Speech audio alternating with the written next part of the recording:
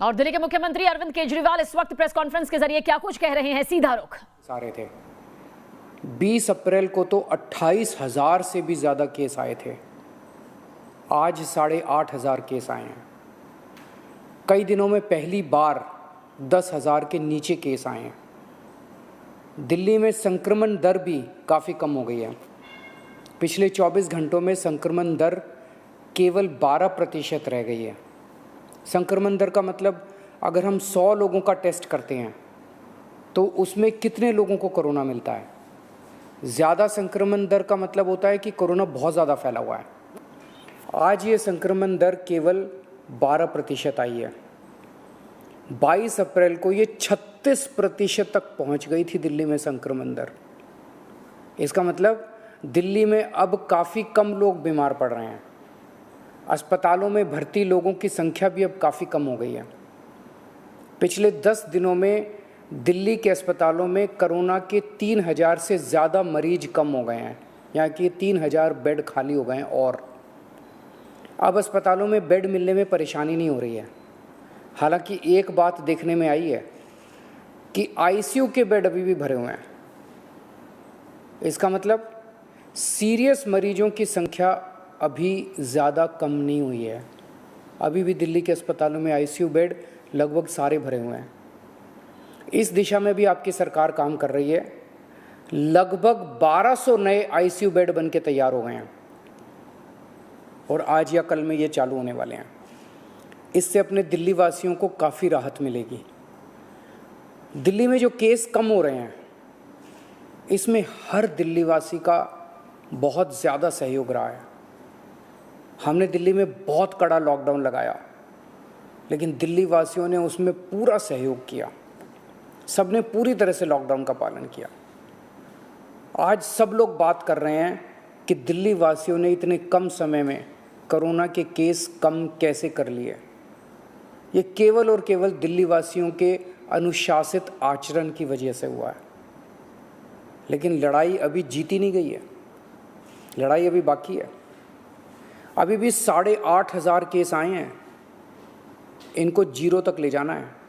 Corona को पूरी तरह ख़त्म करना है। और दूसरी बात, हम अगर अब ढीले पड़ गए तो ये केस फिर बढ़ जाएंगे। कोई गारंटी नहीं है कि ये कम ही रहेंगे। फिर से दिल्ली पे मुसीबत आ सकती है। इसीलिए किसी भी हालत में ढिलाई नहीं करनी, कड़ाई से लॉकडाउन का पालन करना है और कोरोना से बचने के जितने भी उपाय हैं वो सारे लागू रखने हैं। दिल्ली सरकार भी अपने इंतजामों में कोई कमी नहीं छोड़ रही। हम अभी और नए ऑक्सीजन बेड बना रहे हैं। ऑक्सीजन के कई हज़ार सिलेंडर खरीद रहे हैं। नए नए आईसीयू बेड बना रहे हैं, ताकि भगवान ना करे अगर कोरोना के केस फिर से बढ़ गए तो हमारी तैयारी में कोई कमी नहीं होगी।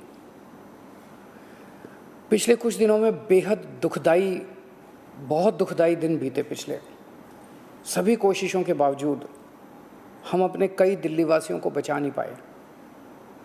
कई परिवारों में तो एक से ज़्यादा मौत हुई हैं। मैं भगवान से प्रार्थना करता हूँ कि इन सभी आत्माओं को शांति प्रदान करे। मैं ऐसे कई बच्चों को जानता हूँ जिनके दोनों माता पिता चल बसे, अब उनका इस दुनिया में कोई नहीं है। मैं ऐसे सभी बच्चों को कहना चाहता हूँ कि उनके दुख को मैं समझता हूँ, पर आप चिंता मत करना बच्चों। आप अपने आप को अनाथ मत समझना। मैं हूँ ना। किसी भी बच्चे की पढ़ाई बीच में छूटने नहीं देंगे। हर बच्चे की पढ़ाई जारी रहेगी। हर बच्चे की पढ़ाई और उन बच्चों की परवरिश का खर्चा सरकार उठाएगी। ऐसे कई बुजुर्ग हैं जिनके जवान बच्चे थे, वो कमाते थे तब उनका घर चलता था। अब वो कमाने वाले बच्चे नहीं रहे। ऐसे सभी बुजुर्गों को मैं कहना चाहता हूँ कि आपके बच्चे चले गए। इस बात का मुझे बेहद अफसोस है, लेकिन आप चिंता मत करना। अभी आपका ये बेटा जिंदा है। ऐसे सभी परिवार जिनमें कमाने वाले व्यक्ति की मौत हो गई, उनकी मदद सरकार करेगी। ऐसे परिवारों की हम आर्थिक मदद तो कर देंगे, पर ऐसे बच्चों को, बुजुर्गों को इस वक्त प्यार की ज़रूरत है, हमदर्दी की ज़रूरत है। मेरी ऐसे परिवारों के सभी पड़ोसियों और उनके रिश्तेदारों से विनती है, इनका ख्याल रखना। ऐसे परिवारों पे बहुत बड़ी मुसीबत आई है, इन्हें अपना प्यार और अपनी हमदर्दी देना। दिल्ली के 2 करोड़ लोग, हम सब एक परिवार हैं। इस दुख की घड़ी में हमें एक दूसरे की मदद करनी है। आज ईद का त्यौहार है।